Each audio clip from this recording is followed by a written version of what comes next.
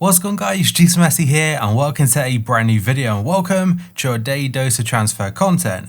And today is going to be Sunday the 5th of July. We have confirmed as to go through as well as the rumours. So just before we get started, if you could do our good stuff by leaving a like rating, press the subscribe button if you're new and press the bell notification next to it so you never miss an upload. Yes, this episode will be down below in the description box. And the current schedule, every day at 8 AM UK time, there will be a new video in your sub box. And today's question of the day, who do you think deserves to win the Premier League Player of the Year? Right, so first up we have got a story from Gianluca Di Marzio. He is saying Fiorentina want to bring in former Italian midfielder Daniele De Rossi and they want to bring him in as manager. While there are still some obstacles to overcome, it's reported the Roma legend could be in place before the start of next season. I could be wrong, but I believe it's his first ever managerial job, and it's a pretty big one.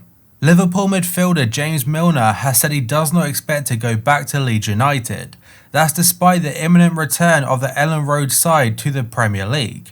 Speaking to Sky Sports, he did say, "You never know in football what's around the corner, but I just want to contribute and win as many trophies as I can for Liverpool and to add to the great history here." A really interesting story now from the Daily Mail is that Wesley Sneijder could follow Arjen Robben, and that's out of retirement to play for FC Utrecht. Robben has returned to represent former club Groningen, and Utrecht sporting director has admitted that talks have already taken place. He's a player that back in the day, for example Inter Milan in 2010, he was one of the best midfielders, if not the best midfielder in the world. And it would be very cool to see both Arjen Robben and Wesley Sneijder back playing again, and that's despite both of them retiring in 2019. Mario Balotelli could be heading to River Plate according to TYC Sports. The striker is currently in dispute with Brescia, who's his current club, and is apparently seeking his fourth club in barely 18 months. I do remember seeing a couple stories about a month or so ago that he actually wasn't turning up to training, and because of that Brescia were looking to release him, and if they do that he could be going to Argentina. Juventus are eyeing a move for Roma's Edin Dzeko according to Tuttosport. Napoli's Milik and Wolves' Raul Jimenez have been eyed as a new number 9, but head coach Maurizio Sarri prefers the capital-based forward. It doesn't say how much he would cost the club, but I imagine it wouldn't be too much because of his age. Manchester City defender Eric Garcia is Barca's top target in defence, and talks have already started between the two clubs, and Barca are hoping to sign him. The 19-year-old is a prized asset at City, but he is Barcelona born and he only has 1 year remaining on his current contract, and because of that he could potentially be tempted by a move back to Barca, and if they can't find out or work out some kind of deal, Barca may wait a year and sign him on a free. Other outlets though are suggesting that Eric Garcia is set to stay with Man City and he is set to extend his contract. Leicester may lead the race for William Carvalho, but the Portugal international midfielder may yet end up at Wolves instead. According to Estadio Deportivo, the Midlands side are ready to make a bid for the man currently at Real Betis. I believe Leicester may be quoted a fee of about 20 to 30 million, and Wolves are willing to match that. And let's face it would make a lot of sense for Wolves because they have got a lot of Portuguese players already at the club, and that also includes their manager. ESPN are saying that Arsenal's contract talks with Pierre-Emerick Aubameyang are actually moving forward. It's claimed the striker wants to stay at Arsenal and he wants a 3-year contract, but a stumbling block may be his demands of £250,000 per week. If I was in Arsenal shoes, I'd definitely be trying my hardest to get Aubameyang to stay. I know they're very high wages, but when you have players like Ozil at the club who's on apparently 350k, it doesn't seem all that much for your best player.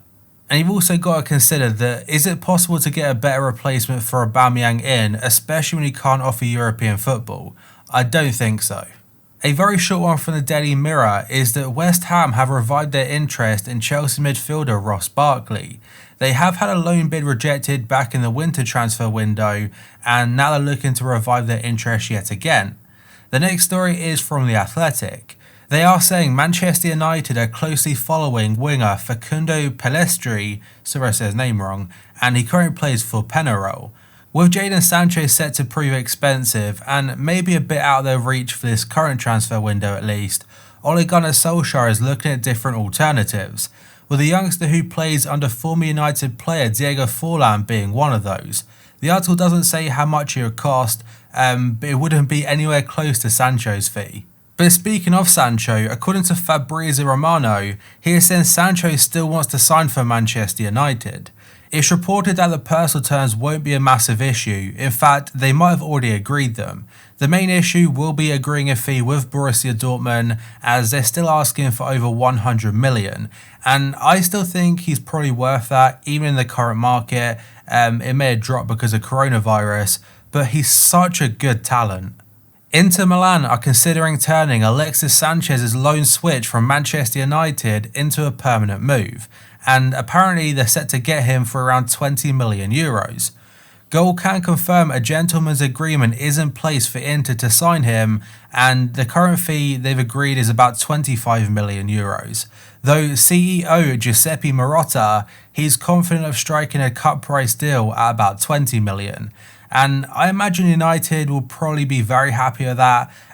Technically, they got him on a free, I think, as part of a swap deal, but it would eventually get him off their books completely. He's on a very high wage, and also get a decent amount of money. And yet another United rumour this time, according to Sport Witness, they're saying Manchester United are ready to rival neighbours Manchester City, and they're ready to rival them for AC Milan's Ismail Benacer.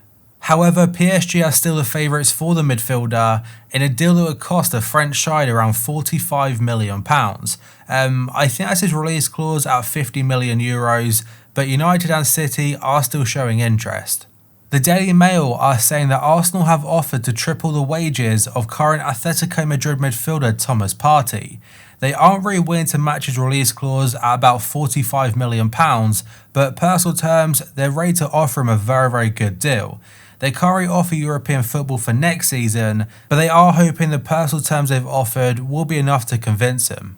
Goal.com are reporting that Chelsea have reopened talks to keep Willian. That's after he rejected a contract offer from an unnamed Chinese club. But Chelsea are still unwilling to offer him more than a 2-year deal. He wants a 3-year contract. Barcelona are willing to offer Antoine Griezmann to Juventus, and it's according to Rai Sport. It said they could be looking to receive Douglas Costa or Adrien Rabiot in return, and Barca are rumoured to be ready to cut their losses on Griezmann, with the likes of Lautaro Martinez and Neymar preferred as alternatives. The Telegraph are claiming that Juve have offered former Arsenal midfielder Aaron Ramsey to Tottenham. That's in a bid to sign Tanguy and Ndombele. However, they say Spurs have rejected the offer. That's despite Ndombele coming in for criticism at times from Jose Mourinho. Ramsey only joined Juventus 1 year ago on a free from Arsenal, but he does face fresh competition next season. That's following the arrival of Arthur from Barcelona. And next up we have got a few different stories about Thiago and a potential move to Liverpool.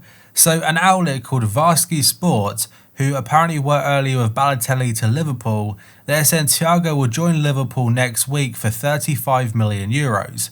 Fabrizio Romano adds that Liverpool are interested and Thiago would love to join Liverpool as well, but official talks have not started just yet, but it doesn't mean they won't.